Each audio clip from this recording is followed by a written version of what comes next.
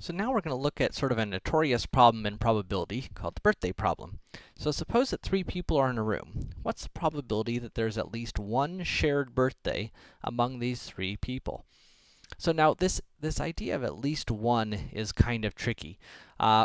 So the way we're going to tackle this is the idea that the probability of at least one is easiest to think about through its complement. So what is the complement of at least one shared birthday? Well, the opposite of at least one shared birthday is no shared birthdays. And so that's the probability we're going to try to find. So let's see, in order for there to not be any shared birthdays, then each person is going to have a different birthday. So for the first person in our group, how many different ways could we pick their birthday? Well, they would have 365 choices. We're going to ignore leap years here. Out of the 365 choices for the year. Now, the second person, in order for them to have a different birthday, then out of the 365 days in the year, they're going to have a different one, so they only get 364 choices. And then our third person in the room is only going to get 363 choices. And so this is the probability of no shared birthday, the probability that each person has a different birthday. And this turns out to be, you'll notice that this first fraction is actually equal to 1. So this turns out to be about 0.9918. Again, that's the probability of no shared birthday, so the probability of at least one shared birthday is 1 minus that, is, pretty small. It's about, 0.8%, not too big. Let's make our group a little bit bigger now.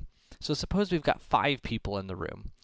So then the probability of at least one shared birthday, again, will be 1 minus the probability of no shared birthdays. In order for that to happen, again, the first person gets, can pick any day they want. They aren't, of course, actually picking, but you know what I mean. There's 365 different ways that this person could have a birthday and not conflict with that person. And we do this for each of our people in the room. And that would give us our answer. Turns out to be about 2.7%. But we could simplify this a lot if we notice that the denominator here is 365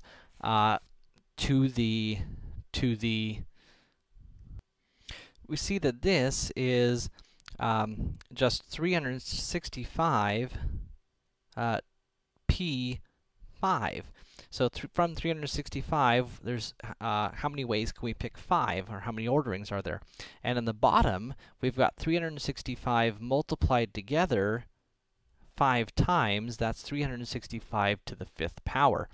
And computing that, we get exactly the same answer that we had there. Now, this is really cool, because now if we ask the question, what happens if we put 30 people in the room? What's the probability of at least one shared birthday?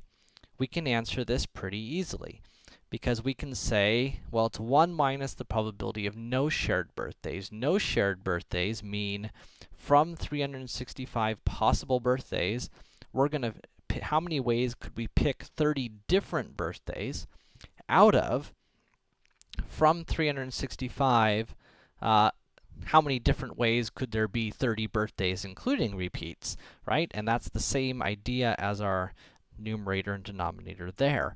And computing that comes out to be 0.706, or 70.6%, which is probably a little bit surprising. That means out of 30 people in a room, there's a 70% chance that there's at least one shared birthday in that room.